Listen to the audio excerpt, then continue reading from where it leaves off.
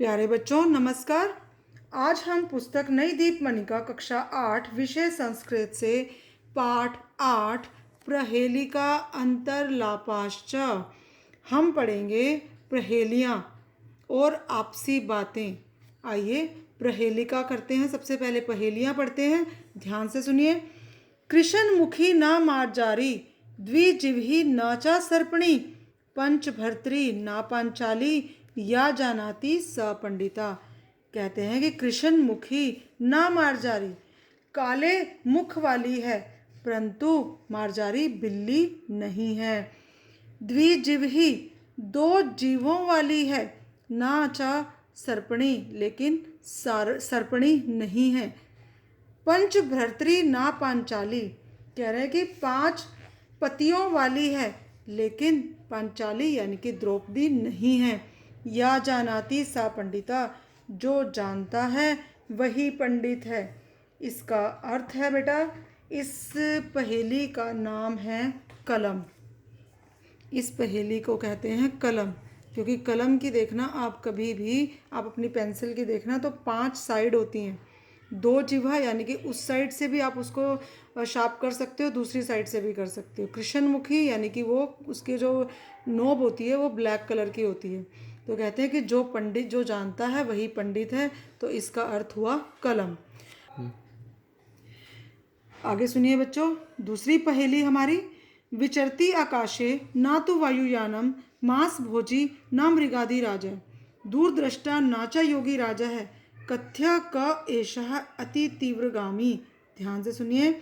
विचरती आकाशे, कहते हैं आकाश में विचरता है, ना तो वायुयानम लेकिन वायुयान नहीं है। मांस भोजी ना मृगादि राजा है, कहते हैं कि मांस खाता है पर पशुओं का राजा शेर, मृगादि राजा शेर को भी कहा जाता है, पशुओं का राजा शेर नहीं है।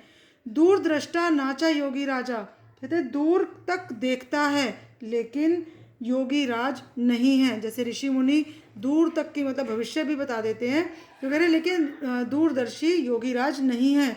कथ्य का ऐसा अति तीव्रगामी, कहिए आप बताइए का ऐसा, वह बहुत तेज चलने वाला, तीव्रगामी अति तीव्रगामी बहुत तेज चलने वाला कौन है, बताइए कौन है। यानी कि ये हमारा है शेना यानी कि बाज।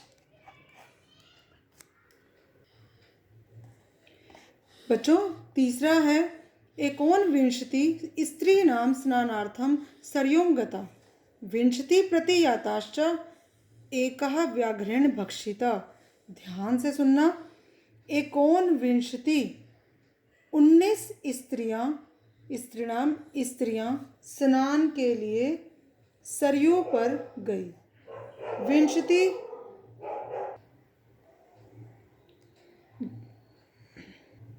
विंशति प्रति याताश्च एका व्याघ्रेण भक्षिता, कहते हैं कि 20 वापिस आ गई और एक को व्याघ्रेण बाघ ने खा लिया। भक्षिता खा लिया।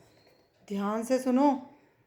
एक कम 20 स्त्रियां नहाने के लिए सरयू पर गई, 20 वापिस आ गई और एक को बाघ ने खा लिया। अब बताओ क्या हुआ आंसर इसका। यानी कि 20 तो गई थी, एक को खा लिया, फिर वापस 19 गई थी, एक को खा लिया और 20 की 20 ही वापस आ गई। ध्यान से सुनो। 19 गई थी, 20 वापस आ गई और एक को खा लिया, यानी कि अब एक हमारे पास एक्स्ट्रा है। तो इसका आंसर ये हुआ, उत्तर ये हुआ कि जो औरतें गई थी बेटा वो थी 20 स्त्रियां और जो एक बाघ ने खा लिया वो था एक पुरुष। ठीक है, आइए आगे करते हैं। भोजनांते चा किम पेयम जयंतः कस्य वै सुता कथम विष्णु पदम प्रोक्तम तक्रम शक्रस्य दुर्लभम। कहते हैं कि भोजनांते च किम पेयम, भोजन के अंत में क्या पीना चाहिए। जयंतः कस्य वा सुता, जयंत किसका पुत्र है। कथम विष्णु पदम प्रोक्तम, विष्णु पद को कैसा कहा गया है। तक्रम शक्रस्य दुर्लभम, कहते हैं कि तक्रम छाछ, शक्रस्य इंद्र का, और दुर्लभम दुर्लभ है। ध्यान से सुनिए कि हमें भोजन के अंत में तक्रम यानी कि छाछ पीना चाहिए। जयंत कस्य वैस्युता, जयंत शक्रस्य यानी कि इंद्र का पुत्र था। और कथम विष्णु पदम प्रोक्तम, विष्णु का पद आप कैसे प्राप्त कर सकते हैं। दुर्लभम यानी कि बहुत ज़्यादा दुर्लभ है। चलिए आगे 5वां। युधिष्ठिर कस्य वै पुत्रः, गंगा वहति कीदृशा, हंसस्य शोभा का वास्ति, धर्मस्य त्वरिता गति।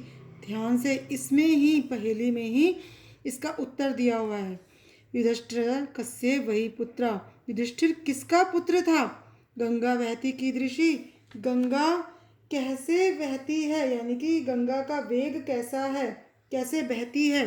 हंसस्य शोभा का वास्ति, हंस की शोभा क्या होती है। ध्यान से सुनो कि युधिष्ठिर किसका पुत्र था, धर्म का।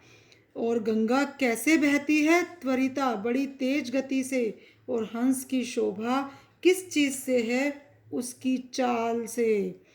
तो ध्यान से, हमारी जो ये पहेलियां हैं इसके उत्तर इन्हीं में ही दिए हुए हैं।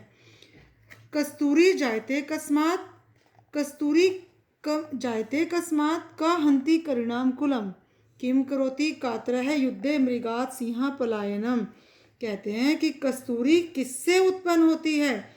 का हंति करिणाम कुलम, और हाथियों के कुल को कौन मार सकता है। किम करोति कातरः युद्धे, और कायर कातरः कायर युद्धे युद्ध में, किम करोति क्या करता है। ध्यान से सुनिए। कस्तूरी जायते कस्मात्, कस्तूरी मृग से उत्पन्न होती है, हिरण से। एक प्रकार का सुगंधित पदार्थ होता है जो हिरण में ही समाया रहता है। का हंति करिणाम कुलम, हाथियों के कुल को कौन मारता है, सिंह शेर।